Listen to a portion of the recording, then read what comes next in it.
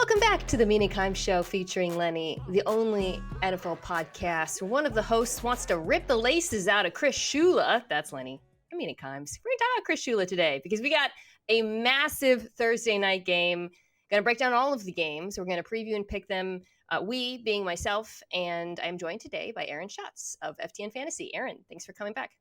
Thank you for having me on the show. It's great to be here. It's a big week.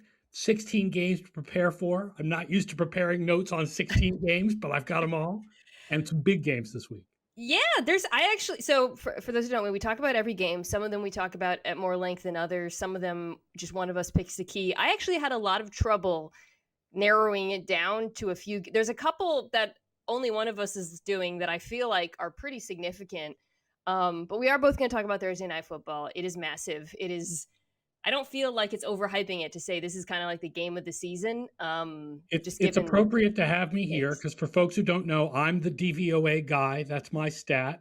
And this is the DVOA Bowl. This is number 1 versus number 2. They're basically tied on top, and they're both at historic levels. They're like really good teams. Seahawks offense, I imagine, has been bringing them back down to earth. Yeah, the defense has been super hot the last few weeks, although part of that is I'm adjusting for the Colts, but I'm not adjusting for Phillip Rivers, et cetera. But their offense has been slightly below average since week 10. So, yeah, their offense is down, even though their defense is up. All right. Well, this is, of course, a rematch. I'm sure that's going to factor into this discussion. I take the home team. My guest takes the away team. Aaron, that means you get to pick a key for the Los Angeles Rams, who won when these teams played, but it was safe to say their worst offensive outing. They really struggled. They were gifted excellent field position by several Sam Darnold turnovers. So what's your key for LA in this game? Can the Rams get guys open against excellent Seahawks coverage? Because I went back and rewatched it, and the thing that stood out to me was that the coverage was really tight. The Seahawks only had 5 pressures on Stafford with no sacks. But the excellent coverage kept the Rams from scoring for the most part, except when they had really short fields. Yeah, no Davante Adams in this game. Probably no Davante Adams. Yeah, I would be shocked if he plays. I mean, just given hamstring, the stakes for the Rams in terms of like having him for the playoffs makes their job a lot easier. That he's not there in terms of covering Puka Nacua. To your point, being able to allocate extra help. So the Rams offense last week leaned super heavily into their 3 tight end, 13 personnel, which has been something that they have been utilizing a lot since, I don't know when they first started, but it's been a pretty decent run now, but they really went heavy. And then obviously with no Davante Adams, one thinks that would be something we see a lot. Aaron, I'm really interested in whether or not Seattle can continue to defend it the way they did the last time these teams played, because back in week 11 when the Rams so they started the game with a lot of 13 personnel and then they started struggling and eased up on it. But over the course of the game, just 18 plays, running the football, just generally, they had a 17% success rate, which is very bad. Seattle, I don't know if you remember that game. So they came out in 13 and they ran it right at Nick Emmanwori and got a 30-yard run out the gate. So I'm watching that because one of the great storylines coming into this game was, okay, Seattle defends 13 personnel, 3 tight ends by staying light. Seattle does not play base defense. They trust Nick Emmanwori as their big nickel, or they'll play dime. And that was the case. So we were thinking, okay, well, can they run on them? So the Rams came out in that game and they ran like this. They popped off this huge run. But then after that, they were not able to run the ball on it at all. It was their worst success rate running the football of the season, and they went off of it. So you come into this game again. There's no Davante Adams. They've been killing teams with it. One expects that we're going to see it again. Do you think Seattle will continue to have the success they did the last time these teams played when the Rams put 3 tight ends on the field? It'll be hard. Seattle's very good this year against 12. They're like the second best team in DVOA against 12. They're really good against 13, but I don't know how much of that is other teams besides the Rams in that one game. The Rams, what's going to be really hard is holding the Rams to 2 for 11 on third downs again, because all the Rams need is for 1 yard runs to be 3 yard runs. And now they're 3rd and 7 as a 3rd and 4. And then they're going to have more success on third downs. They had actually 2 big 30-yard runs by Kyron Williams, but actually the rest of the runs were, really short. Yeah, I'm sure you remember they stuffed them several times. Ultimately they scored on one of those trips, but the red zone defense had to step up because Sam Darnold, we'll get to that side, that's going to be at my key, was constantly putting them in horrible field position. And it was an incredible performance by Seattle's defense when you consider the level of competition, really one of the best, especially now that we know how dominant and balanced the Rams offense is. Going back and watching some of these drives against Seattle, I was so impressed. They also have Julian Love now, who they didn't have at the time, although Okada made some big plays in that game too. So they're healthy on defense. There's the Adams injury is big for LA. There's one for Seattle on the other side of the ball, but this is a real challenge for Matthew Stafford. And this is kind of like, to take it out of the matchup discussion for a second, this is kind of his MVP moment, right? Like, yeah. I mean, he's already the front runner, deservedly so. May lost. Allen's kind of surging. I get it. But if Stafford has success against this Seattle defense, I kind of feel like it's over. Big national game, nationally televised against your division rival with huge playoff implications. Yeah, we all kind of looked at each other at the end of the Patriots-Bills game. For folks who don't know, I usually attend Patriots games in the press box, and we're all looking at each other like, all right, here we go. If he's going to win the MVP, this is the drive. And it didn't happen. Yeah. So now Stafford's got his shot to do, if not the drive, the game, and declare that he's the guy. Yeah.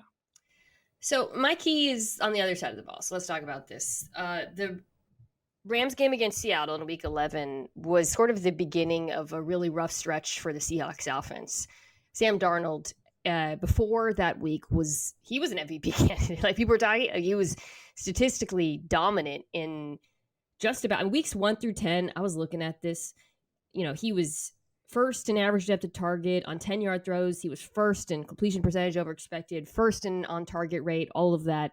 Since then, he has dropped to 20th in average depth of target. On 10-yard plus throws, he has dropped to 27th in completion percentage over expected, 22nd in off-target rate. So I think the conversation I want to have here is kind of like, what did the Rams do to Sam Darnold? And what can they do differently this time? And what can they do to turn things around for him? Now, I will say, and I'm sure you've noticed this as well, he's faced some pretty difficult defenses in that time. Notably, like the Brian Flores defense gives quarterbacks troubles. Even the Colts defense is tricky. And I think Lou Anarumo, and I think that cuts to one of the reasons why he is struggling.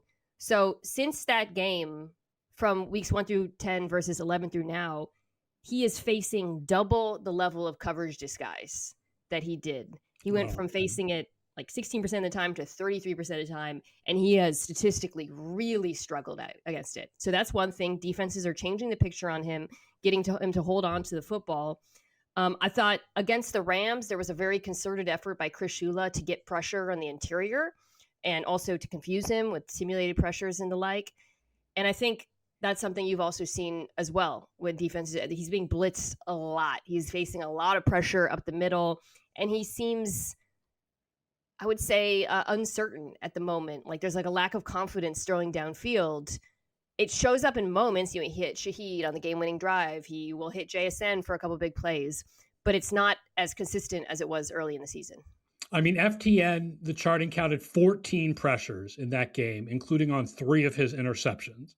And here's another interesting stat for you. And Brian Knowles dug this up from the FTN Stats Hub. A lot of the stats that I'm giving here are from the FTN Stats Hub.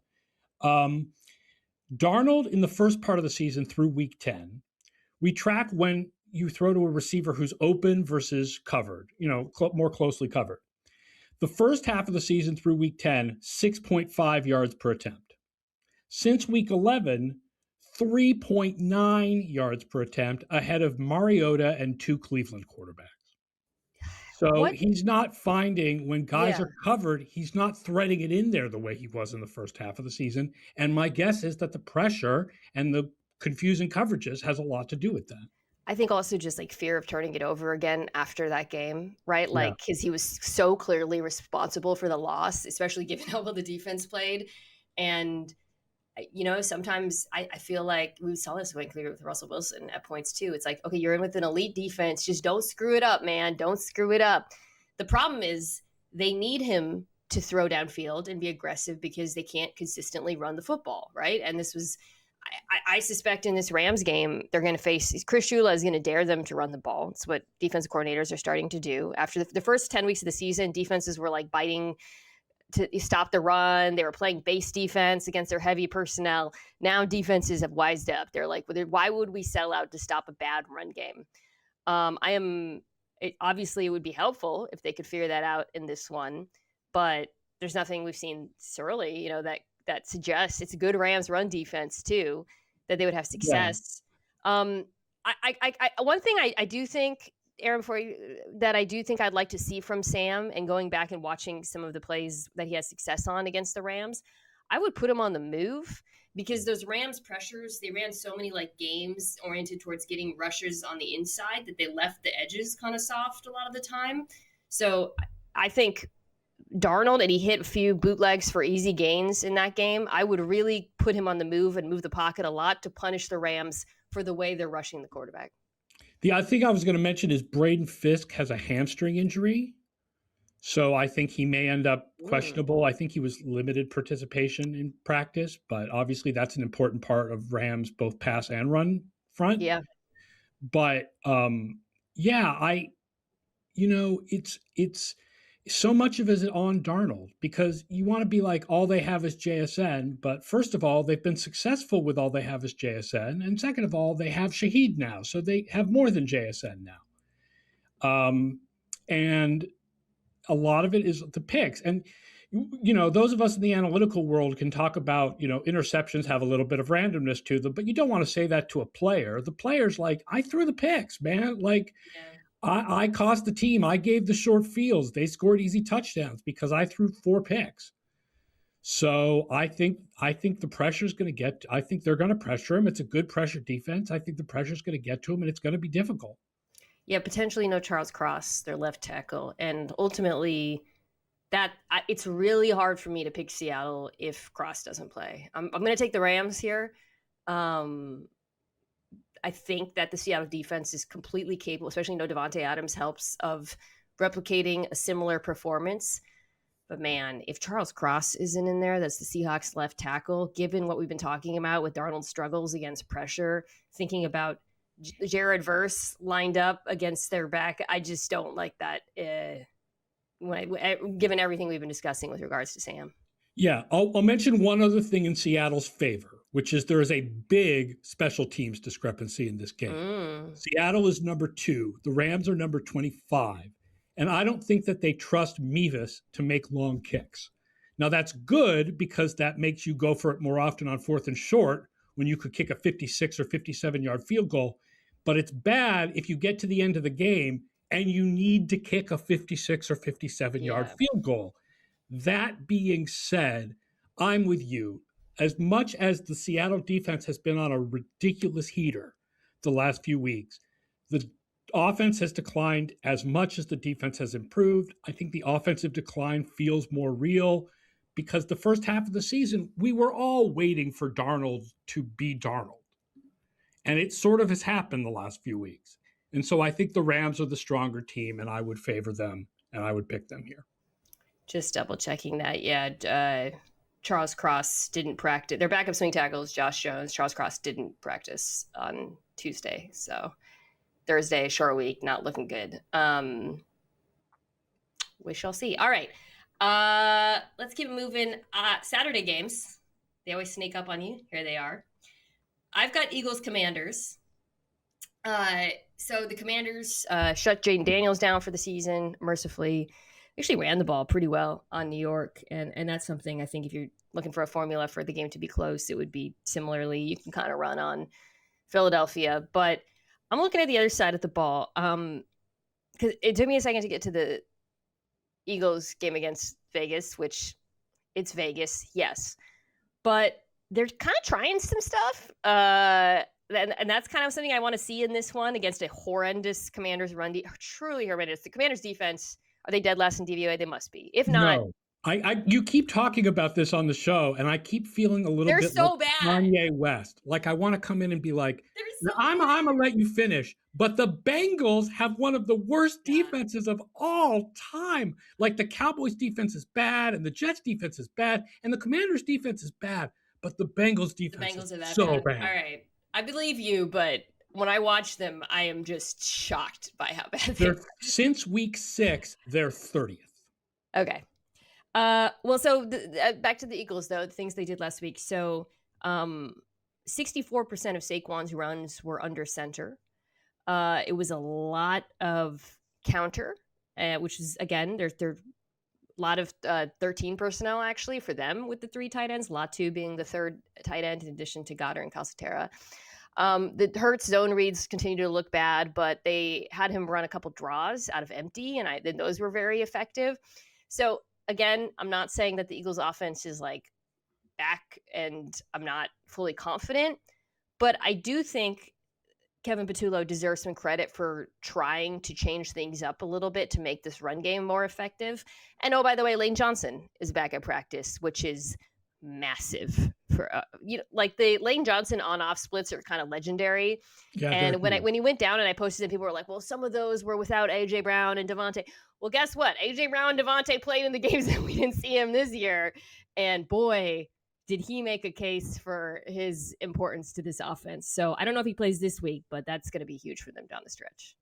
Yeah, I mean, the interesting thing is I had someone come back to me and say, if Philadelphia beats the Commanders, how much do they try against the Bills next week? What's the importance of the 2nd seed versus the 3rd seed? Because I believe that in order to win the division, they just have to win 1 game. Yeah. So then that makes you wonder, well, if Lane Johnson doesn't come back this week, do they extend it a little bit more and give him so a the thinking would be they can, because they get the Commanders fully again in week 18. So your thinking is like, they're like, we'll beat them in week 18. Do we really need to beat the Bills? In which case, can we give Lane a couple more weeks of rest and then the playoffs? But I said in response to the person who said this to me, it's been a long time since a team shut it down with 2 weeks left. Yeah. It's been since like the 2004 Eagles, since a team shut it down with 2 weeks left. That is very rare. I think your point, though, is good, which is it might affect like whether they rush him back. So it really comes down to his health. But if he's back at practice, it's hard for me to imagine him not playing next week. Maybe not this week. I mean, they'll want to give him at least 1 game, I think, just to kind of get him back into the swing of things. So then when they go to the playoffs, he's ready to rock. Eagles run game. I've got my eye on you. You're trying stuff. Picking the Eagles here, of course. I imagine you're the same. Yeah, I'm picking the Eagles as well. Okay. Big game. Packers-Bears. So you've got the Packers side of it. I'm curious to see where you go because... I mean, I think it's blatantly obvious what the question is for the Packers, which is how do you get pressure without Micah Parsons? Yeah. What would you do? I think they're going to have to blitz a little bit. I think, you gave stats on the Tuesday show about pass rush win rate. I'll give you the same stat with pressure rate. This is the ESPN personal pressure rate. Micah Parsons led the league at 16.8%. The next Packer was Rashawn Gary at 8.6%, which ranked 62nd among edges. Like, it's not good, right? And so you have to hope, Caleb Williams in the first game was 6 of 11 for 58 yards and a touchdown against the blitz. So he's not particularly good or bad against blitzes. I think that's how you have to try to get pressure. The one thing I will say about Caleb Williams that's interesting is he's actually one of the better quarterbacks under pressure. He's 9th in DVOA under pressure compared to 28th without pressure. But it's still better to be not under pressure. Yeah. Right? Like even the worst quarterback not under pressure is better than the best quarterback under pressure. So it's a really important. How do you get the pressure without Micah Parsons? That's their question for the rest of the season. It's a massive question. It's going to matter a lot in every game and if they make it to the playoffs. But I would say I do not think we're going to see a lot of drop back Caleb Williams in this game because we know that the Bears have a dominant run game. I thought the last time these teams played, I actually loved that Ben Johnson stuck with the run and went super the heavy first play half action. It didn't work well, and then the second half they started to get it with the upper middle run. He called like an insane play action rate too in the second half. I kind of expect more of the same. An injury I'm monitoring is Evan Williams, who.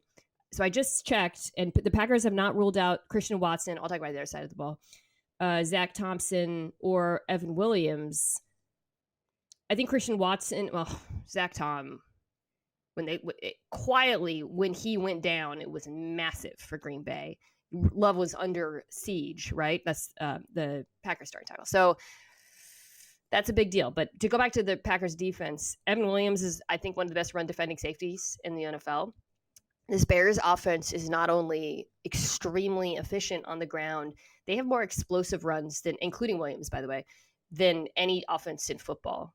So for Green Bay, Parsons' absence is obviously the biggest deal, but I would say Williams is really important in this game. And also they love to attack the middle of the field. They love to throw to the tight ends. So that's a name I'm watching to see if he can play because I think he's a big deal against Chicago in particular.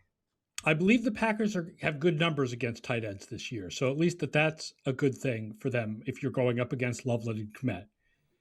By the way, also injuries. Odunze, I don't know if Odunze is ready to come back yet. And Luther Burden apparently is dealing with an injury. So I'm not sure if he's going to be able to play for the Bears. Jeez.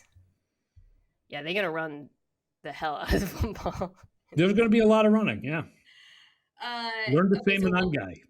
Just to talk about the Packers offense a little bit. My key is for the Bears defense. Because I'm on the Bears side of it. So Watson, it says, is practicing today. That's enormous. I think Christian Watson was like the other player they simply could not lose, frankly. And when it was just like so brutal to see the Packers lose like their most important defensive and offensive player, arguably. But then learning that Watson's injury was not serious was nice. A huge deal. Yeah. So if he plays, I think they've got hope here. And it looks like he might, but that was an hour ago that I saw that update. So for Chicago, I think if Zach Tom doesn't play in particular, they got to find a way to pressure Jordan Love without blitzing him. Because in the last game, Dennis Allen's unit couldn't get pressure, so he started sending it, and they got torched. Jordan Love was 8 for 11 for 126 yards and 2 touchdowns versus the blitz. They blitzed him on 42% of dropbacks. Bad idea. Yeah. No Tom, really need your 4-man rush to win in this game. Because I think we would agree the Packers' best chance now is turning everything into a shootout. Maybe that's underselling the defense a bit, but it's something that the offense is capable of. Right, and you think you have strong man corners, and Jalen Johnson is really good, but Jordan Love is the best quarterback in the league against man this year. So the blitz, man, like all that stuff, Love has been killing it. Love is his EPA, like the efficiency, the total numbers are not as high because they don't pass the ball as much as like some other teams, like the Patriots, but Love has like fantastic efficiency numbers this year. Okay. If Watson, Tom, and Williams all played, would you take Green Bay? I think that I'm still going to favor Chicago a little bit, which sounds a little weird because, you know, our numbers have Chicago a lot lower than sort of conventional wisdom does because of the easy schedule they've played this year and close games and everything. But I just think Parsons is so important. Yeah. And if Watson plays, he's probably not 100%. Yeah, that's my concern. It's a close, real 50-50-ish game, but in Chicago, no Parsons, I think I slightly favor the Bears. I just think Chicago's going to run the hell out of it. The Bears run game is, you know, I've got like Bears fans have been a little upset because I've been lower on the team than their record. And for same reasons, I am very skeptical of this defense. I do not think they get after the quarterback enough, but that run game is real. It is the best in the NFL right now. and you talked to me about a cold day in Chicago, no Micah Parsons. I have a lot of confidence in Swift and Monangai in this one, so I'm going to take Chicago too. If Watson plays, it's in Tom in particular, then it gets a lot more interesting and competitive for me, and we'll see. But yeah, it's all right. I mean, I think it's interesting and competitive either way, but it feels more like you're just slightly favoring the Bears if those guys do play. Yes. Yeah. All right. You've got Bills Browns. This is a sneaky, interestingly game if you like to see how Josh Allen does against good defenses, because the Browns are a horrific offense with horrific special teams, but it's a really good defense. So my key is, can Josh Allen keep humming, even though the Browns play primarily man coverage and single high? He's only got a 6% DVOA against single high coverage, and the Browns run single high more than anyone else. He's only minus 5% DVOA against man coverage, and the Browns run a lot of man coverage. So it's a defense that's kind of built a little bit to beat Josh Allen. Yeah. And an offense that is absolutely not built to beat anybody. So yeah, and those are, of course, Bills pass catcher stats, right? Like, they just don't have guys who win. The man coverage stuff. I don't think that's Allen. I absolutely think that's the pass catchers, yes. And the teams that have given Buffalo trouble this year have been just basically any defense that can stop the run. You know, it's flat out. And we think about the Bills, they're going to be a playoff team. That's all. Like, every game, that's the analysis you have to do first. Can this defense stop the run? I would argue the Patriots, the difference between week 5 and week 15 was that the Patriots had a good run defense in week 5 and a bad run defense in week 15. Yes. And it's kind of what you have to look at always with this Bills offense. It's a real strength against strength. If you look at the ESPN trench ratings, the Bills are 3rd in pass block win rate and 3rd in run block win rate. The Browns are 1st in run pass rush and 1st in run stop win rate. So it is real strength against strength when the Browns defense is going up against the Bills offense. The Bears laughed. Bears run game is so good, man. Obviously the Browns had that may have been the worst defensive game of the year for the Browns, on top of how awful the offense was. Yeah. I think the Bills defense, which does a lot of interesting and tricky things on the backside, will give Shedeur trouble, force him to hold on to the football. I imagine the Browns come out with a very run-heavy game plan, which is what they want to do against the Bills defense. But, still taking Buffalo here. But I think your point is interesting about the strength-on-strength matchup if the Browns defense bounces back from last week. Yeah, I mean, all it takes is if the Browns offense can limit mistakes and Shedeur can do something like one of those screen passes with 50 yards of yak or something, they can run on the Bills. The Browns defense may be able to keep Allen down. This is, I think, a more likely upset than people realize, but I would still take the Bills. Yeah, we're taking the Bills. I need about 10 points from Harold Fannin Jr., so please, one of those screens or little quick hitch to Fannin, yards after the catch. Yeah, he can. I mean, that would be, the Browns would love that. Fannin's been great. And they would love lots of yak from Fannin to get over all of Sanders's problems. Yes. All right. I got Chargers, Cowboys. Cowboys are basically out of it.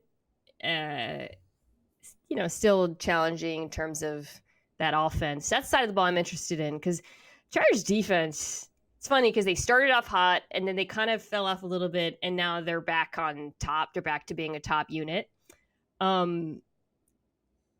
So they're actually, I think, the kind of defense that gives Dallas trouble because they're really good. Their first EPA per play versus throws outside the numbers, 17th for the slot, so that could be a big CD game.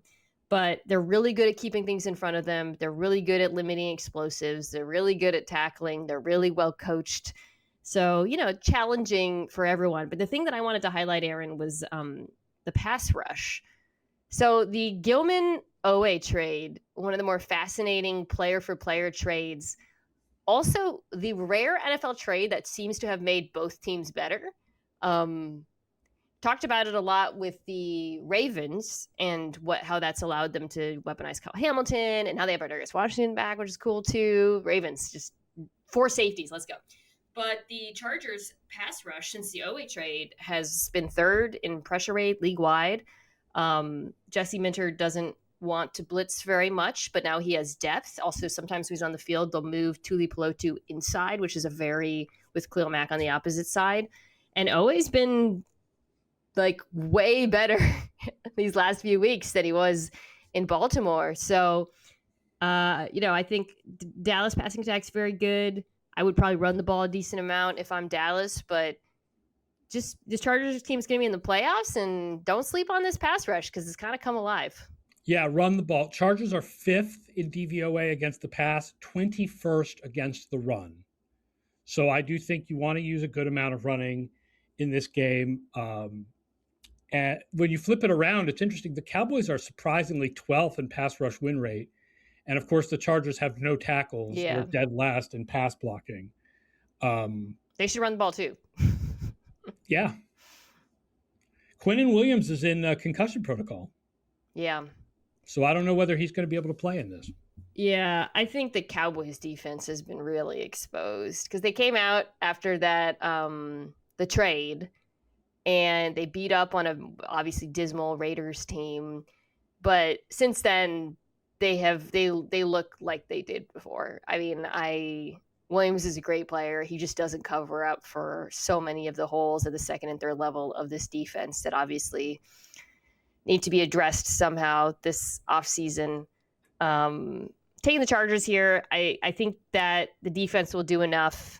Good, obviously Cowboys offense is good, and I just don't believe in this Cowboys defense at all. Yeah, I don't really either. But Herbert has not been great this year. It's the usual Herbert thing, right? Where it's impressive on film, and then the numbers just don't match. It's dismal. I mean, every play is like a jailbreak for him. So, believe it or not, the Cowboys are actually favored, and the game is in Dallas. I'm going to go with the Cowboys. Their back's against the wall. They have to win this. I mean, if they win this and the Eagles win, it doesn't matter, but they have to win this. And they're favored. I mean, they may have already know that they're out of the playoffs by the time the game starts, but they have pride. So I'll go with the Cowboys. I don't hate that, especially since it's in Dallas. The Chargers and the Niners are they can't keep getting away with this teams. I mean, you could have said that about the Bears, obviously, but the Chargers offensive line situation every week, it's just like they're barely getting by, but the defense is legit enough to where I think they can support that. Okay, you have Chiefs Titans. We don't need to spend a lot of time on this. When I started to prepare on Friday for this podcast, I wrote down as my thing, how cursed is the Chiefs season really? And then we learned how cursed it was. It was really, really cursed. And next season is a little cursed too now. So instead, I would say that the key here is, can Andy Reid give Gardner Minshew the environment he had with the Colts 2 years ago? Because Minshew was 33rd in passing DVOA among qualified quarterbacks last year with the Raiders, but he was 22nd with the Colts the year before. So not that bad. But I don't think that Reid can give him that environment because the tackles are hurt and they don't have the running game. There's no Jonathan Taylor here. So this is not the environment Minshew had 2 years ago. So he's going to struggle. I mean, maybe not against the Titans because it's the Titans and they're bad at everything other than the quarterback looking like things would be better if they just weren't bad at everything else. but yeah, it's Gardner Minshew. Yeah, I mean, your point is a good one, which is I think what we're going to see is how bad this Chiefs offense is without Mahomes. We're going to see that Mahomes should be considered an MVP candidate, maybe, because they don't have what do you hang your hat on if you're Kansas City? What do you do well? What is your strength? Rashee Rice and Travis Kelce on little shit. Rice has been thingies. Yeah. I almost want to pick Tennessee here, but that team is just really bad at football. I think the Chiefs defense will show up. So I'm going to take Kansas City. But yeah, it would be fun to take the Titans, but I'll also take Kansas City. Yeah. okay, I got Bengals Dolphins. So I got Bengals Dolphins. Let's get into it. The news broke. We got a chance to deal with some breaking news. The Dolphins benched quarterback Tua Tagovailoa. Zach Wilson is there, but they are going to the rookie quarterback, the 6th round, I believe, draft pick, Quinn Ewers. 7th round. Wow. So I pulled up my notes from the draft on Quinn Ewers. First of all, Quinn Ewers, to your point, could not be in a better time to start. Yeah, it's the opposite of Max Brosmer. It's if we're going to give the 7th round pick a first go, let's give him one of the worst defenses of the last 45 years. One of the 10 worst defenses of the last 45 years. Yeah. I know. And then JJ got to come back and play the Commanders after that. Anyways. Okay. So I've watched obviously a lot of Quinn Ewers, played in a lot of meaningful college football games.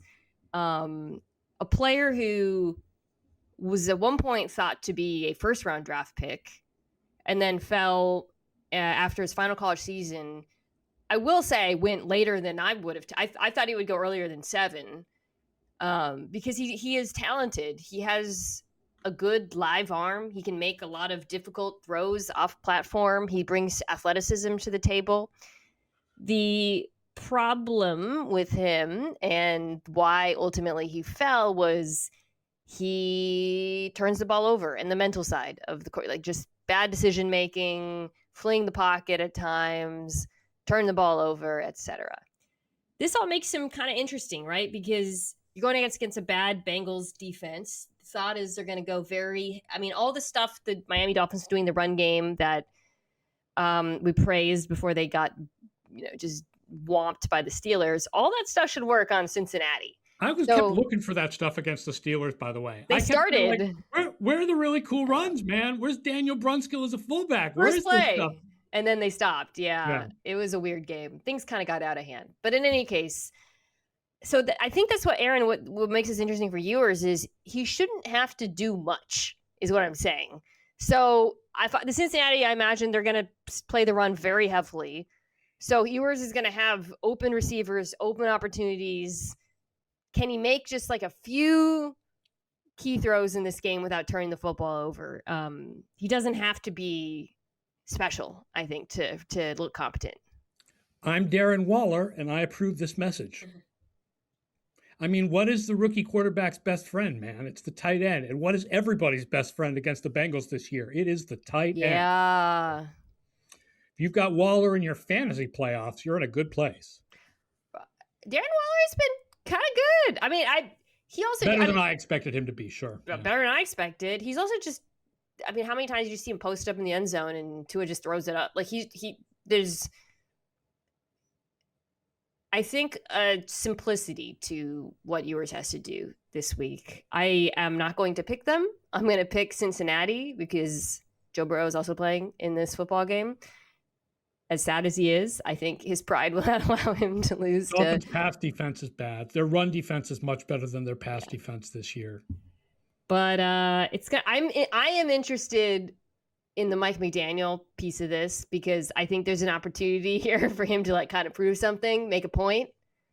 So, and I'm also, by the way, I'm glad the Dolphins did this, right? Like I'm looking up and we got. It's ESPN's McAfee on. They're talking about Phillip Rivers playing on Monday Night Football. We'll get to that game, but like, why?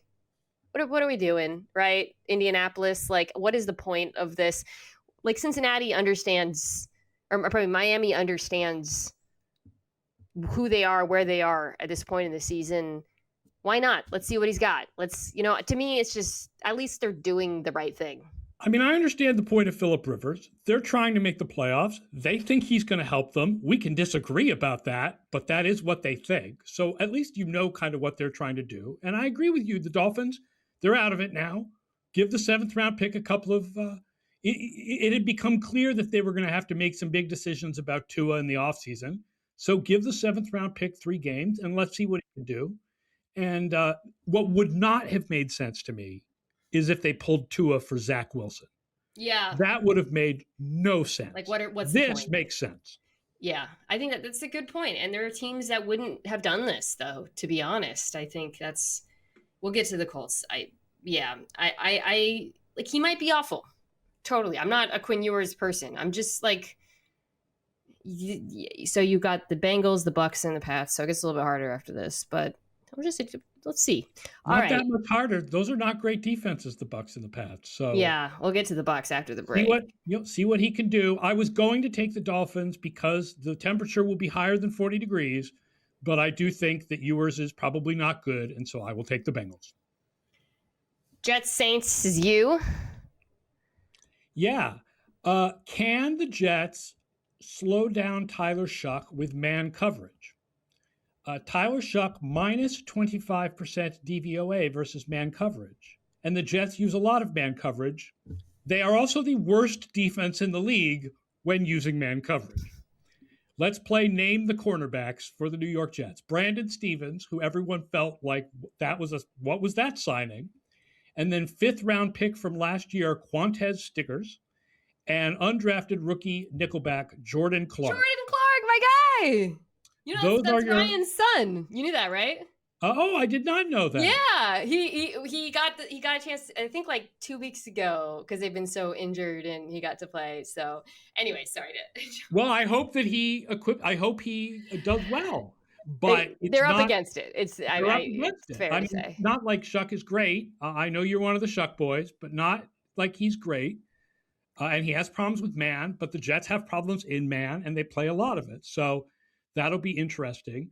The other, by the way, for me is the colossal special teams discrepancy here. I love this. This comes up all the time with the Jets. Speak on it. Currently have the 5th best special teams DVOA ever through 14 games. 5th best ever. The Saints are 31st this year in special teams. Yeah. Isaiah Williams will run one back. The Saints defense has been quietly competent. Yes. I think this is kind of slipped under the radar, and everybody got their Brandon Staley jokes off when they hired him. But I just pulled up, they're 12th in run DVOA. They're 17th overall.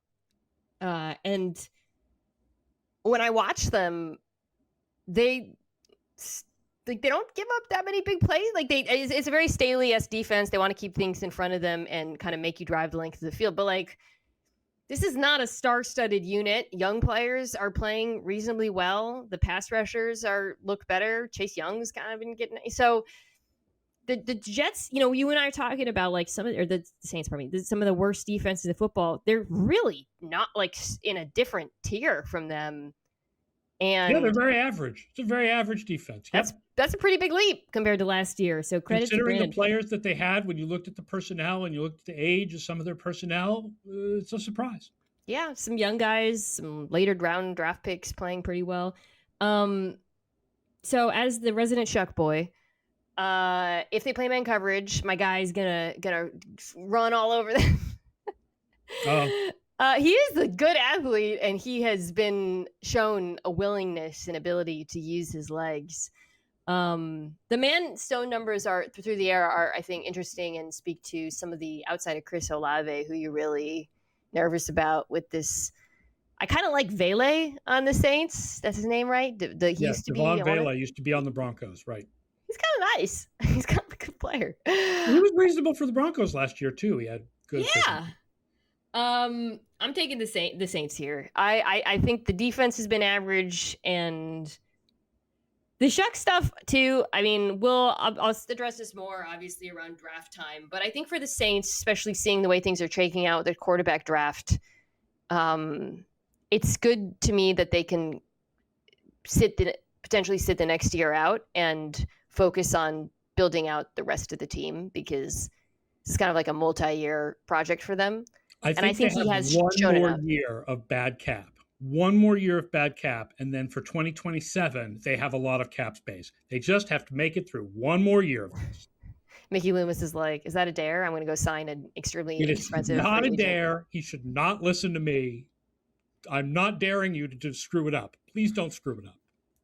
All right. Shuck boys.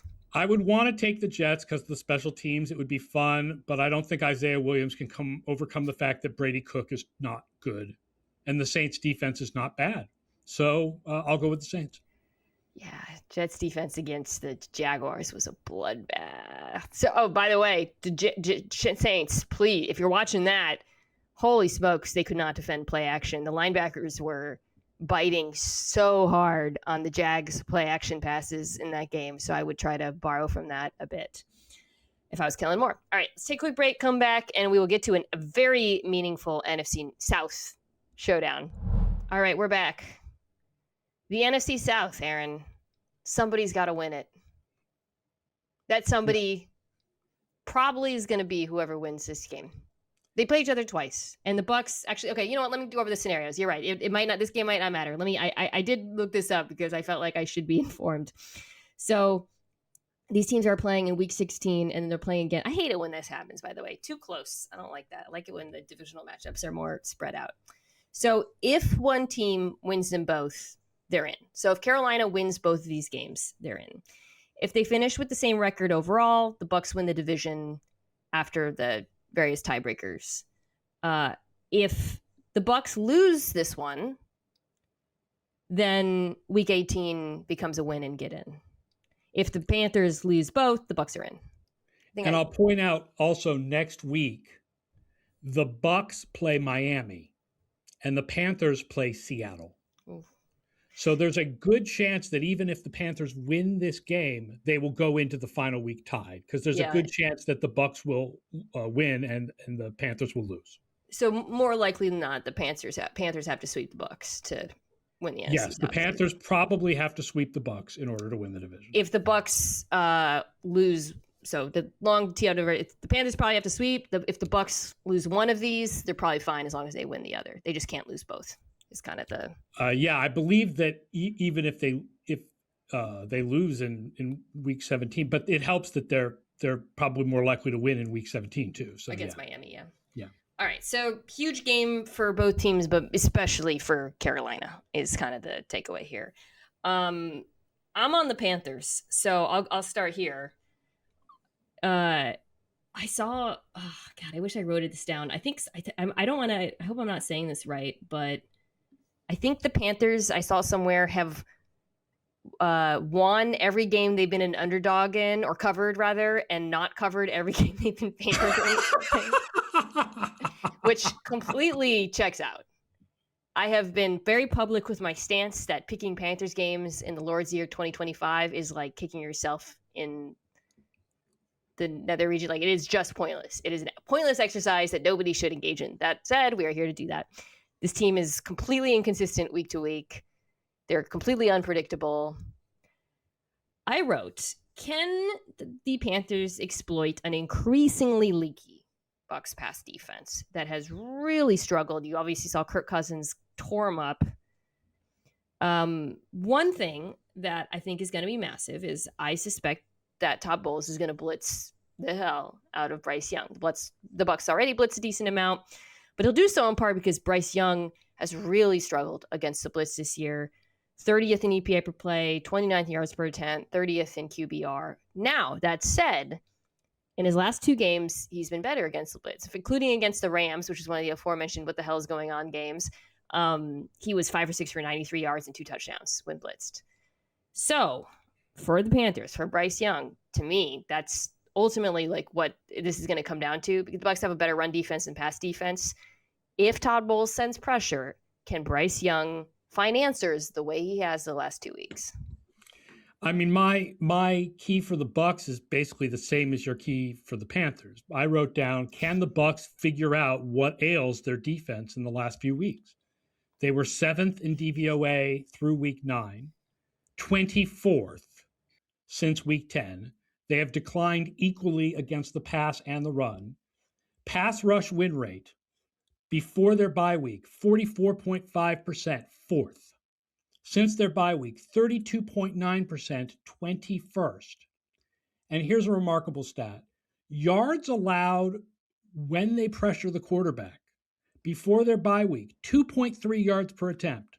Amazing. Since the bye week, 6.2 yards per attempt when they pressure the quarterback. Yeah. That's not good.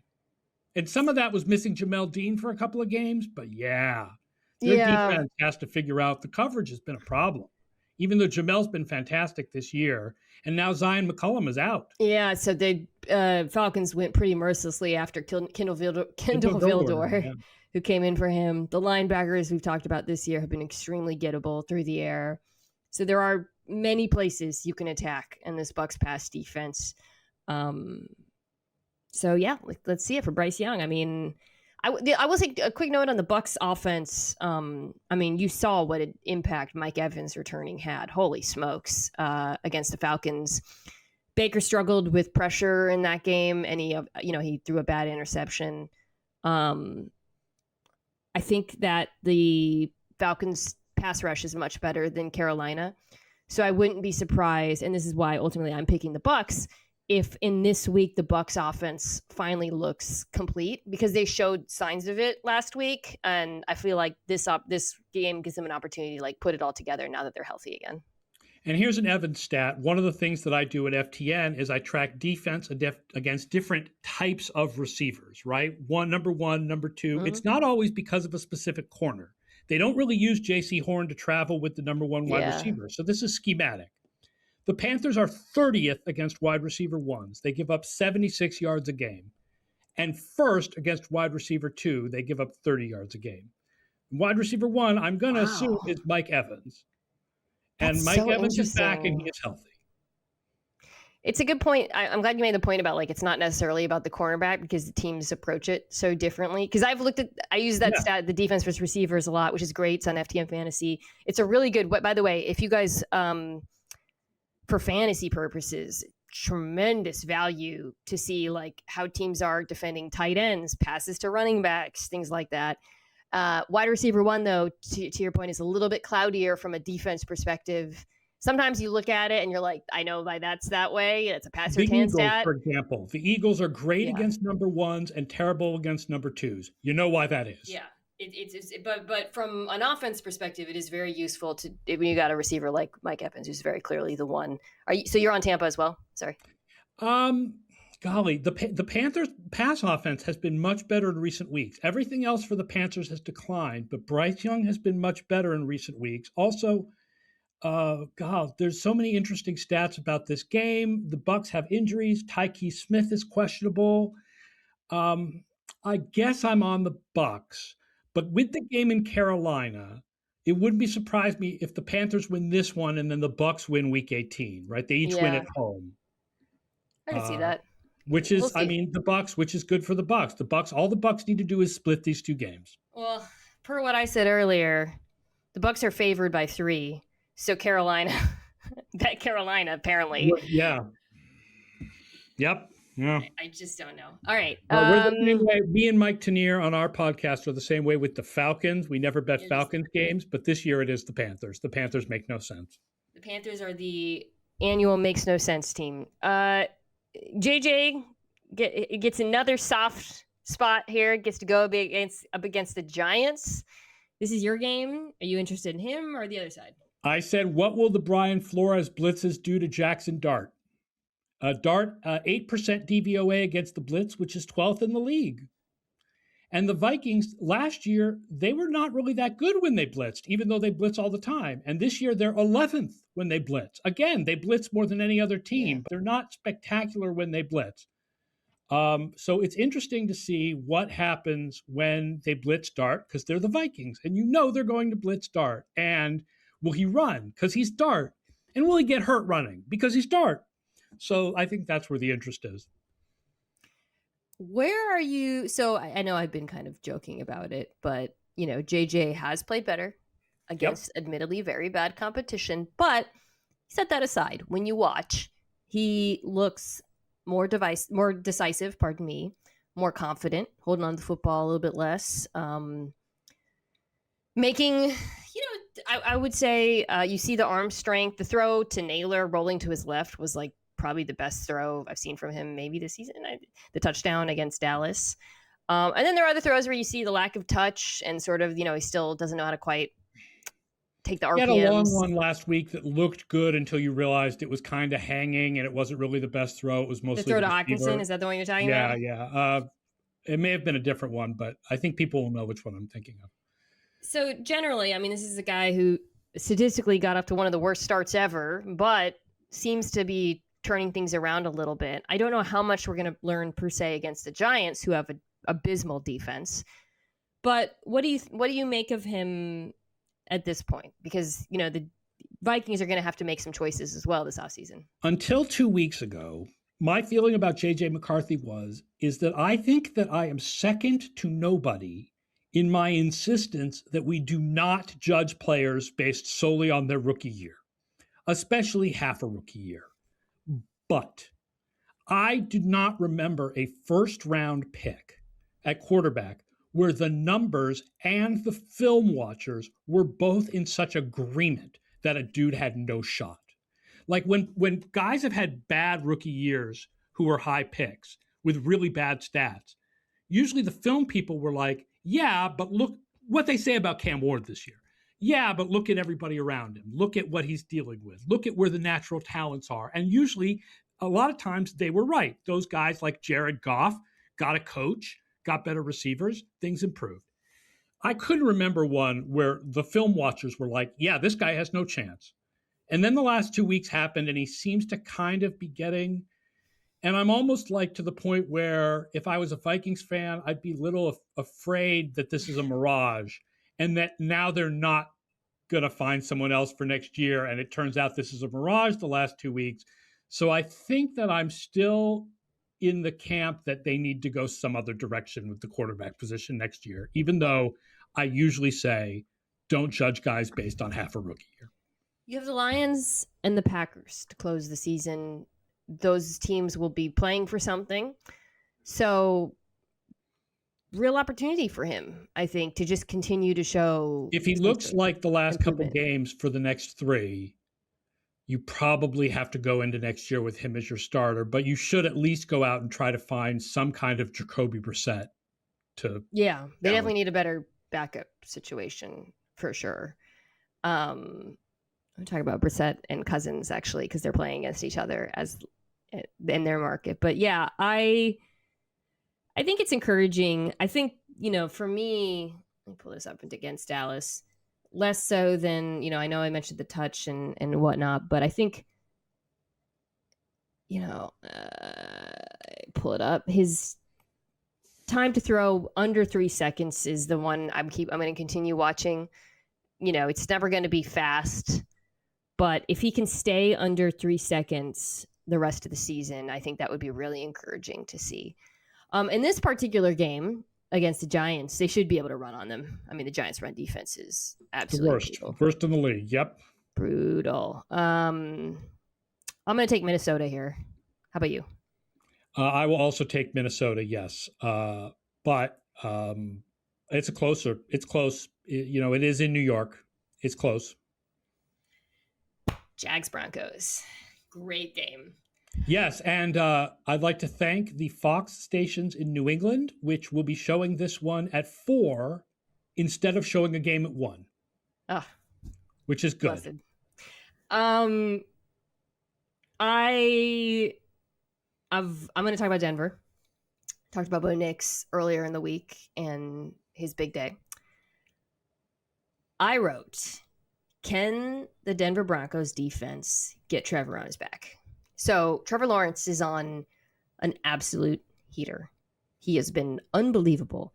Some of that has been feasting, a lot of it, on bad defenses, the Jets, the Raiders, the Cardinals, but decent against the Texans. I mean, the Texans game was a little bit weird, and it was about a lot of things, but he did play the Chargers, and they smoked them. That was a weird kind of game where nobody talked about it, but smoked them. Yeah, people said to me for a long time, like, oh, the Jaguars don't have any definitive wins. And I'm like, the Chargers, that's a definitive win right there. They, I'm sure, put up more points on the Texans than any offensive football. So anyways, so the Broncos, the Texans are up there, of course. But Broncos are a different animal from the defenses they've played as of late.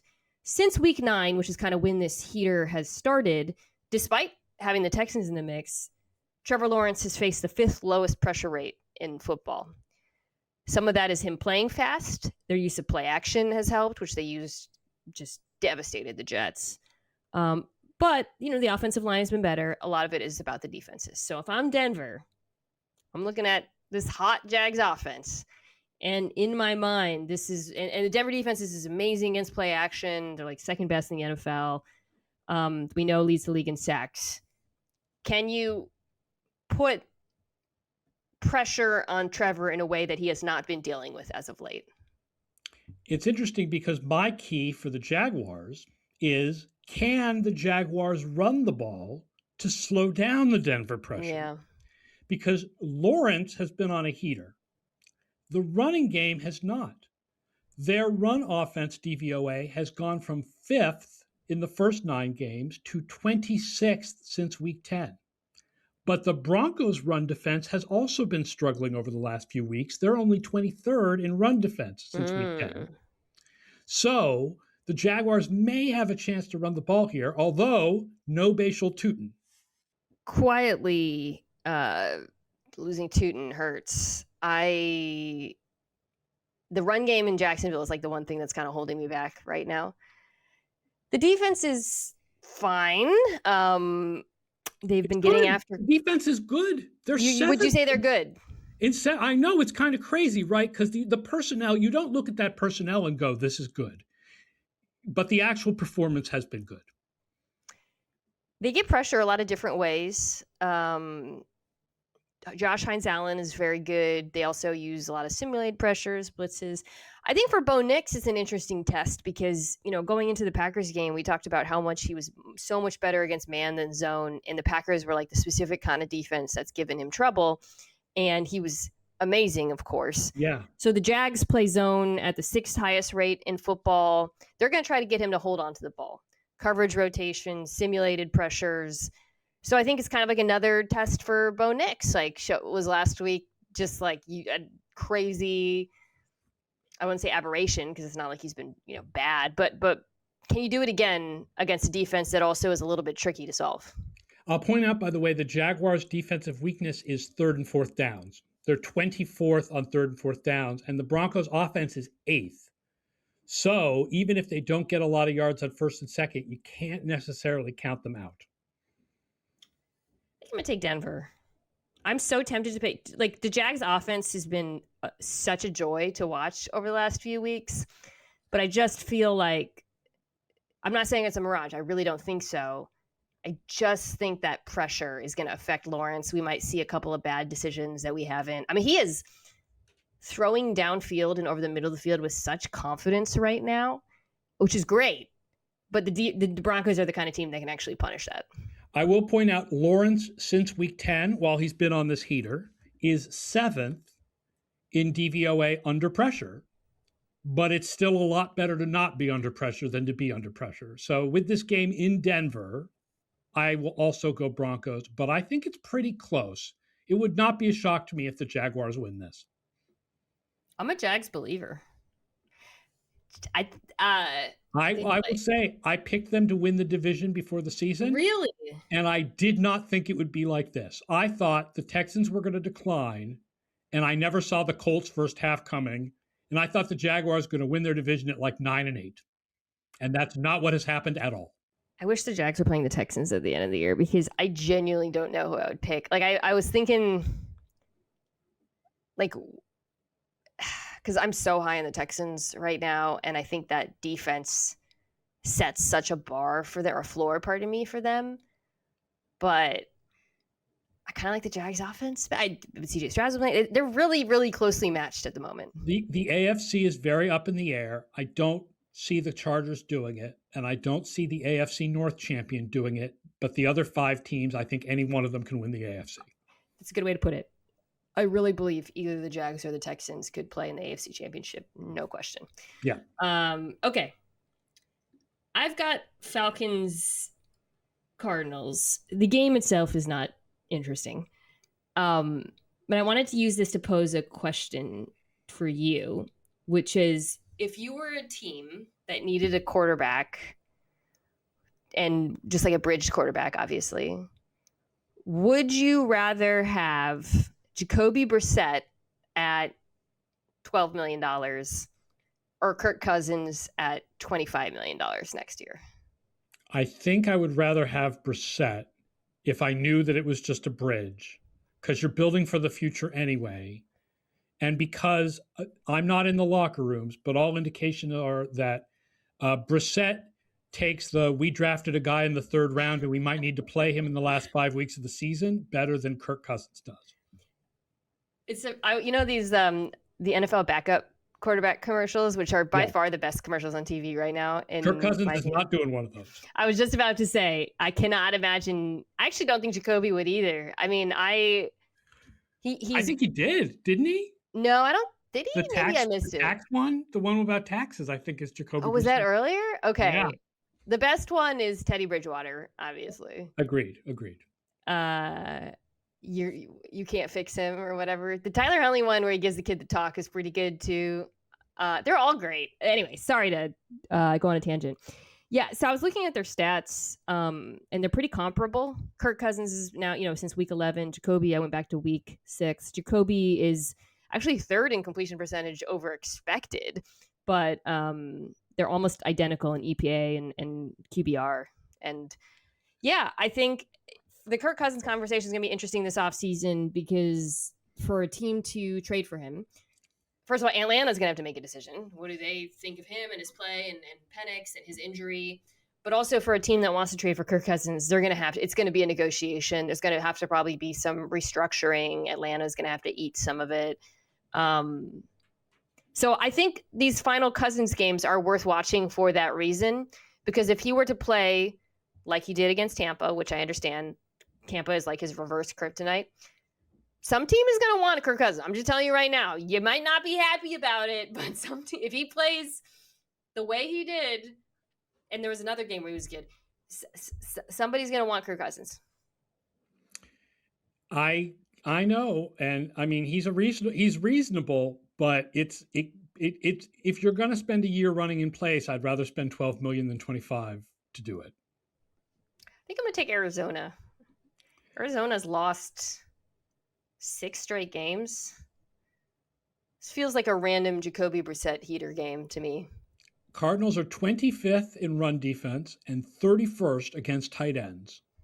So I will take Bijan Robinson, Kyle Pitts, and the Falcons. All right. I gave you Steelers-Lions. It was a big game. I don't know why. We could have done this one at length. There's a lot to talk about. I'm interested in hearing. What's your key? How much pressure can the Steelers get on Jared Goff? ESPN has them with a 28% pressure rate, which is 21st. And here's a split that will shock nobody. Jared Goff is number 1 in DVOA without pressure and number 24 in DVOA with pressure. And that is consistent every year. Every year is like that. That's Jared's deal, man, is like he's just not good under pressure. I don't know what the status is of TJ Watt. Derek Harmon should be back. The other thing, by the way, is I think you're the one who said at this point the Steelers games are decided by whether the opposing team can tackle. And the Lions are, according to Pro Football Reference, 3rd in fewest missed tackles on defense. So they can tackle. Yeah. So Lions have really struggled in pass coverage, right? And some of that has been injuries, and obviously you lose Brian Branch. They play a ton of man coverage. Yeah, they're down to the dregs in the secondary. And teams have gotten after it. I went and looked specifically at who their biggest corner was to cover Metcalf, and it's Rock Ya-Sin, who's 6 foot 195. Everyone else is 5'9" on this defense.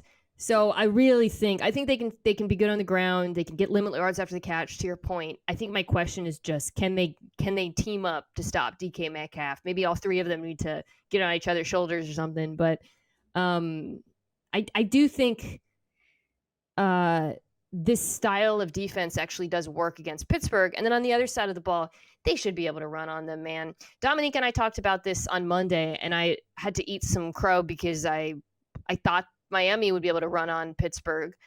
This game script kind of took that away a little bit, I do think. But, Dominique made the point, which I agree with, which is the style of run defense or run game that Pittsburgh struggles with, like the Bills, is different from Miami. I think Detroit can replicate that. I really do. I think their skill play. I think about those Bills receivers blocking the Steelers defensive backs and just throwing them around. The Lions can do that. So the formula for Detroit here is pretty simple. It starts on the ground, but I think you watch the Bills tape and you can see Detroit pulling off a similar game plan.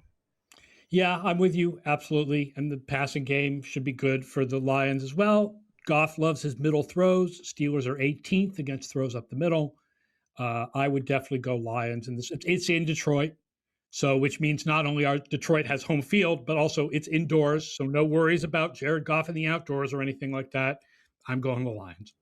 Jared was good against the Rams. I don't think I get to. Yeah, we didn't talk about it. Ultimately, like the Rams, just that offense was just too relentless, and the Lions. We talked about the Lions secondary. Lions scored plenty of points. Yeah, like Jared was throwing some beautiful passes in that game, and yeah, I think he can do the same. This being in Detroit is a big deal. All right, Raiders Texans is moi. I actually don't know if it's going to be Geno back. It doesn't. Poor Geno. If I was him, I'd be like, Kenny, you got this one, man. You just try again. Because the Texans defense is not. The Texans defense against the Raiders offensive line is not safe for television. That is brutal. Go to the other side of the ball. Houston throwing between the numbers. Unbelievable. 0.33 EPA per play, second in the NFL. CJ Stroud every week throws like a million inbreakers to Nico Collins that go for massive gains. The Raiders are dead last in EPA per play between the numbers on defense, 0.36, so even worse than what the Texans do on the flip side. They allow 9 yards per attempt and a 76% completion percentage. This should be a bloodbath. The Texans offense is one that I've been quietly starting to buy more and more into as the year has gone on. We know what the defense is. To go back to our point about can an AFC team win go to the Super Bowl? We know that this defense is capable of it. And it feels, Aaron, to me like the offense is starting to rise to the occasion as well. Pass offense, DVOA, since week 10, Houston is 9th. Yeah. Their passing game is connecting. So absolutely. I mean, the Texans are dangerous, especially if they get to start with a home game. If they win their division, that makes them a little bit more dangerous. Like I said, I feel like any of 5 teams can really win the AFC, and the Texans are absolutely one of those teams. All they need is to score like 21 points is that defense, you know? I love watching them. I'm actually hopeful. ESPN, we always get the wildcard game on Monday, and NFL Live. It's been a lot of Tampa over the last few years, but I would love Texans wildcard game, or they would host it in Houston if they won the AFC South. I would really enjoy going to Houston and watching them in person. I don't think that happens because the Monday game is always a 4-5. Okay, so because that way they can schedule the following weekend, and so it without knowing who wins. It would be like Steelers Chargers right now, or like Steelers Texans, but in Pittsburgh. No, if I love Pittsburgh, beautiful city. I was there on Monday. I do not want to go back right now. I don't want to go back. It was so cold. Texans indoor stadium. You could be going to Tampa Bay. Could be going to Tampa Bay. No, but Tampa Bay is far. I do like going there. We stay at a really nice hotel in downtown Tampa Bay, and every time I'm there, we go out. And last time we saw Ric Flair, which is like the perfect Tampa Bay sighting. Okay. I imagine we're both picking Houston. Oh, I'm on Detroit. I don't think I said that, but also Houston as well. Yeah, Houston. Yeah. Detroit's favored by 7. Wow. Yep. All right. Texans are favored by 14.5. So This is one where we got enough time so we can talk about it at length, because Patriots Ravens is a big game. From the Ravens' perspective, I was interested in the playoff scenarios. So if the Steelers lose to the Lions, which we predicted, then the Ravens need to beat them, obviously, and then win one of the 2 games before the final game of the season again. They go up against the Steelers again. They have this game and they have the Packers. It's tough, right? Yeah. If the Steelers beat the Lions, assuming they also beat Cleveland, who they've got next week, the Ravens need to win out. So I think these two games are on at the same time. Not that it would really, obviously, they're going to play hard regardless, but yeah, the Steelers game, Steelers-Lions is at 1:25. Oh, no, this is Sunday Night Football. No, this is the night game. This is okay, so there'll be some interesting... I think that's useful to know, though, because if the Steelers win that game, the Ravens have to win Sunday Night Football. If the Steelers lose, then they've got a little bit of breathing room. All right, so those are the stakes for Baltimore. This is you, so I'm just to point out the stake for the Patriots. Winning this game would be good, but the Patriots win the division if they beat the Jets and Dolphins, who are now starting yours.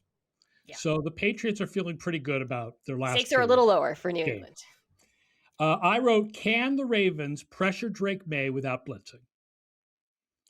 Because May has 42% DVOA against the blitz, which is second in the league behind Brock Purdy. And, of course, Purdy has a somewhat limited sample size this year. Well, where's Jordan Love?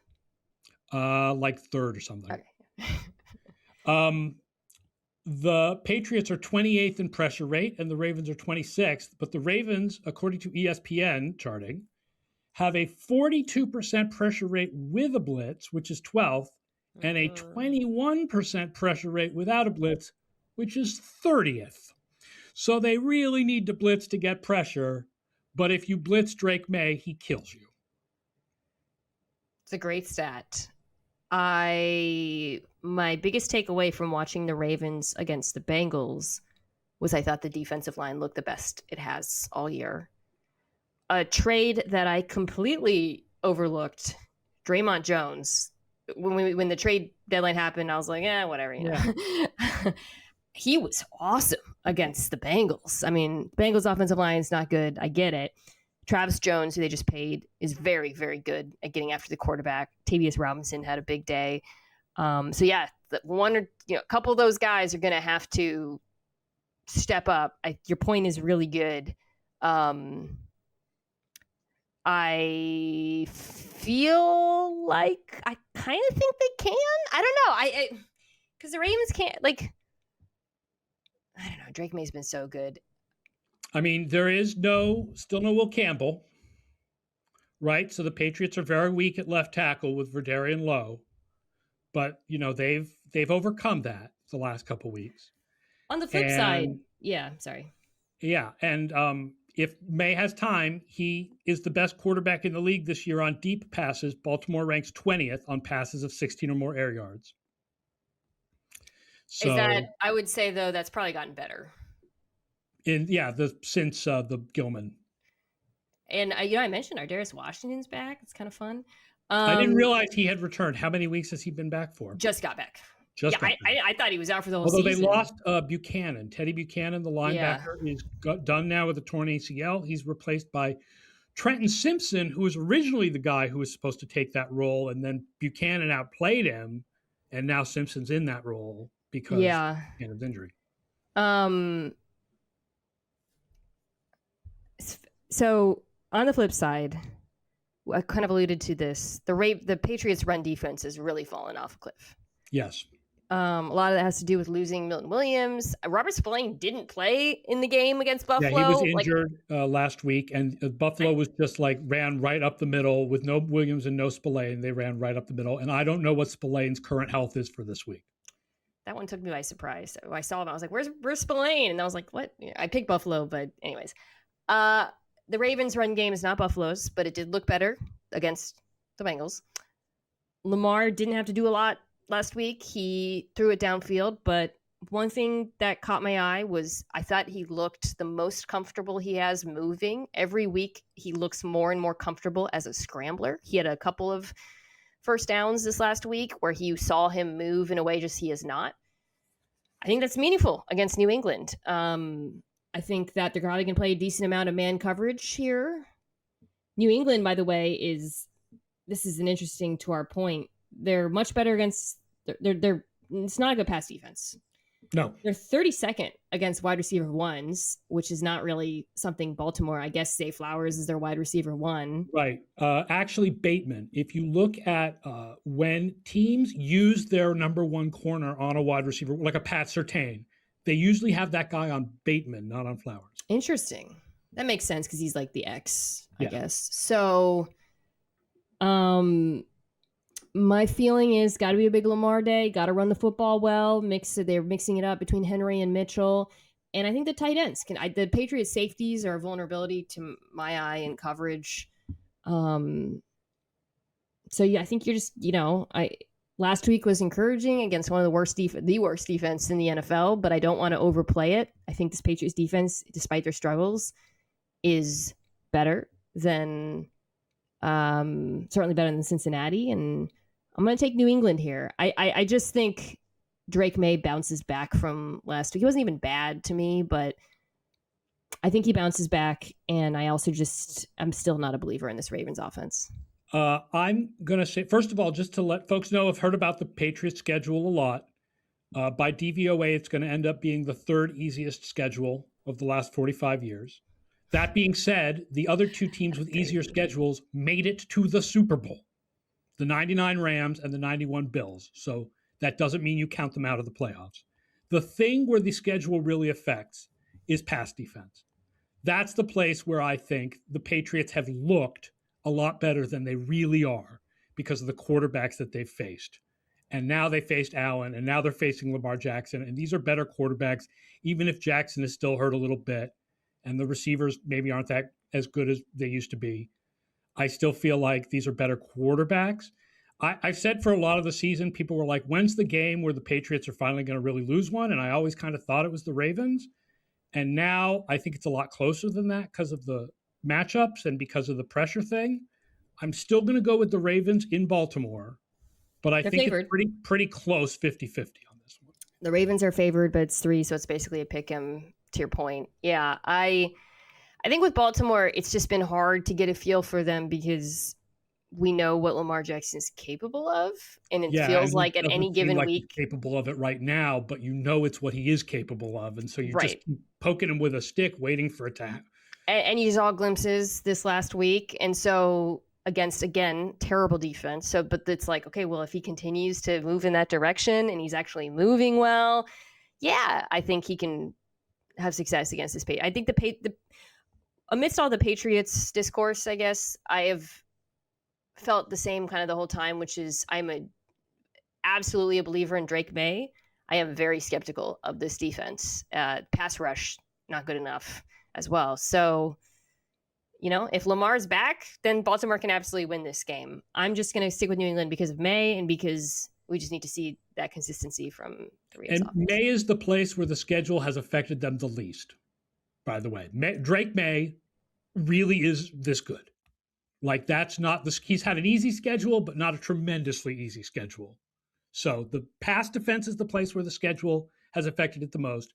May is the place where the schedule has affected it the least. The Will Campbell injury is a big deal. He'll be back for the playoffs. He will be back. That's so I think we're also seeing an imperfect kind of representation of what they're capable of on offense. Okay, so Monday Night Football, we alluded to this, is Niners Colts. I wrote, can the Colts run the ball in San Francisco? Their run defense is terrible. They're obviously very injured defensively. 32nd in success rate against the run. They're less bad in EPA per play, so they're not giving up that many explosives. Teams are just able to grind out 4 or 5 yards. That's what Indianapolis wants to do. All they want to do is hand the ball off to Jonathan Taylor and just grind it down, try to control the time of possession. And they have to run the ball because they don't want to be pass blocking because they're without Braden Smith and probably Bernard Raymond too. The thing working in their favor is the Niners pass rush is not good. Yeah. I have trouble talking about the Niners, speaking of the schedule stuff, because I don't think, they beat the Rams, right? They beat the Seahawks week 1.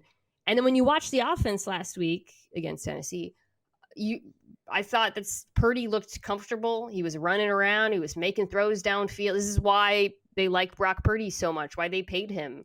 Yeah. But I just don't think this defense is good enough with all the injuries to take them seriously. In the playoffs, you mean? Yeah. Not in this game. Yeah, I'm picking them to win this game. Yeah, I think the 49ers are rightly favored in this game against young man Rivers. He's younger than me, so I don't know. The 49ers defense is definitely, we talk a lot about offense analytics. We talk a lot about offense is more consistent and more predictive than defense. And that's true. But I would rather be a balanced team than a team with a really good offense and a really bad defense. The more balanced you are, I think, trying to think of things more like how Belichick always thought of it, which is the more balanced you are, the more you don't have a weakness that other teams can attack, and you can attack whatever the other team's weakness is. And if the other team's weakness is offense, the 49ers can't attack it in any way because their defense is terrible. So I'm with you. I'm not that worried about them in the playoffs the way I would be. Even the Lions, with all the injuries that they have, are much better defense than the 49ers. Yeah, the NFC has a lot of teams where, like the Packers now, really good offense, questionable defense with Parsons. We'll see. But I say questionable. They still have like a baseline, I think, that's above what we're seeing from San Francisco right now. I mean, the Packers defense is basically the same as defense as last year, and they finished last year top 10 in DVOA. They're flawed. Right, without Parsons, they finished in the top 10. Yeah. Right. Whereas the 49ers, they lost probably their like three best defensive players. I mean, they lost their clearly two best defensive players and their first round pick. Crazy. I mean, they're still winning games. Like the offense is still really good. They're really. I know he's hurt. I don't think he's playing this game. But Pearsall was so good against Tennessee. Yeah, they're worried about him. I think he got hurt in the game. That's a shame. Kittle's still a monster, and Brock too. Again, the benefit of like his willingness to push the ball downfield, because with Mac Jones, you saw defenses kind of cheating up to stop McCaffrey in the passing game, and McCaffrey basically carried this team through that period. I'm going to do something really weird. I'm going to compare Brock Purdy to Terrell Davis.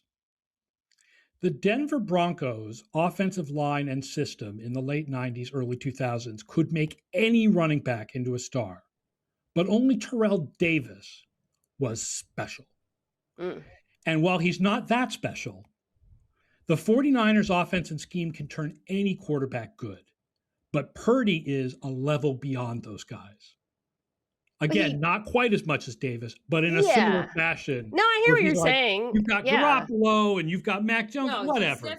Purdy is the guy.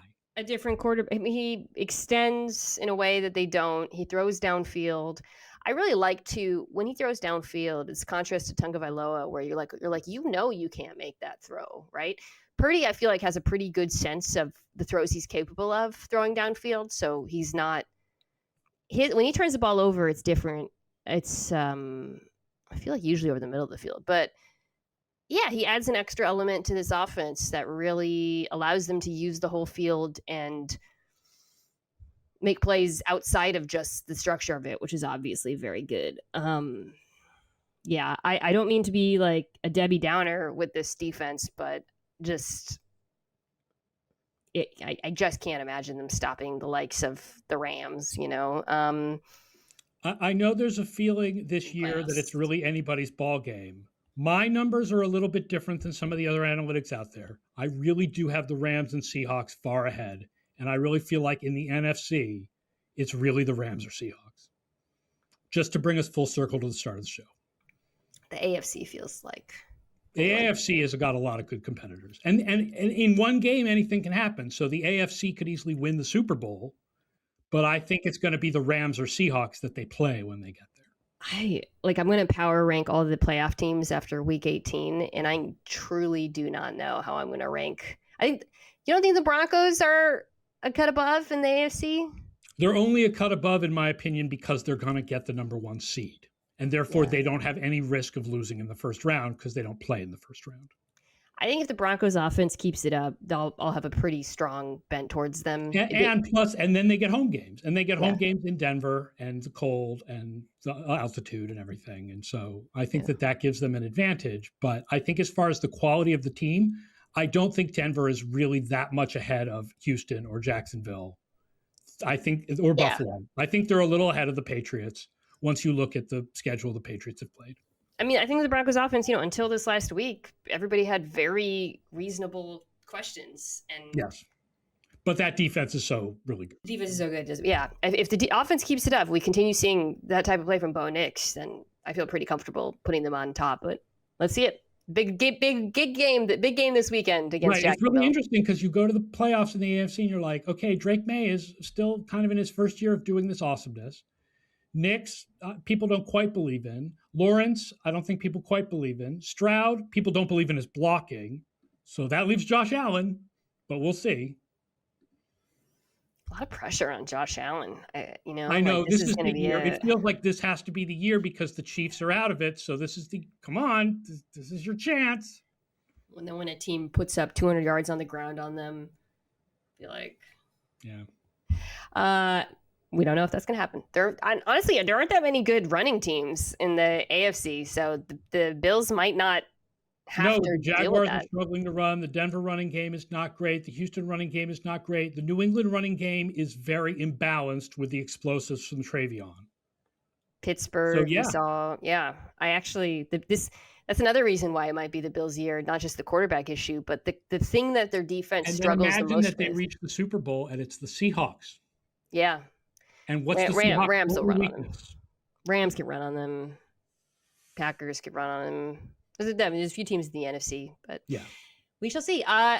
You guys, if you're not already, check out FTN Fantasy. They have great stats in addition to DVOA. I mention them all the time. Really useful stuff. You guys have continued adding things too. So, you guys, we have 2 of the top 10 most accurate fantasy projection in the ranks with Jeff Radcliffe and Tyler O.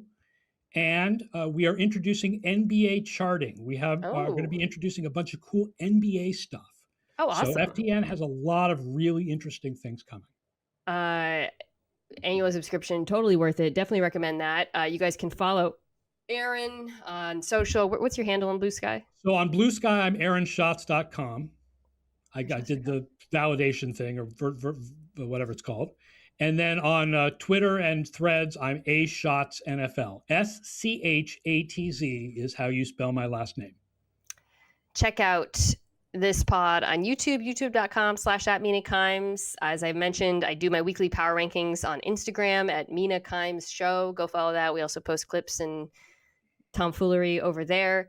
I'll be back next week to talk about the Phillip Rivers game with Dominique, amongst other things. Thank you, as always, to Omaha Productions for making this show, Kirsten Sebecki, Owen Saylor, Tucker Tastian, Jack Foster, and also, one more shout, my television podcast with David Dennis Jr., Viewer Discretion, on Friday. We are recapping the latest episode of Pluribus, and we are also recapping Fallout, which is a show I love, so you can check that out if you watch either of those shows. Wow!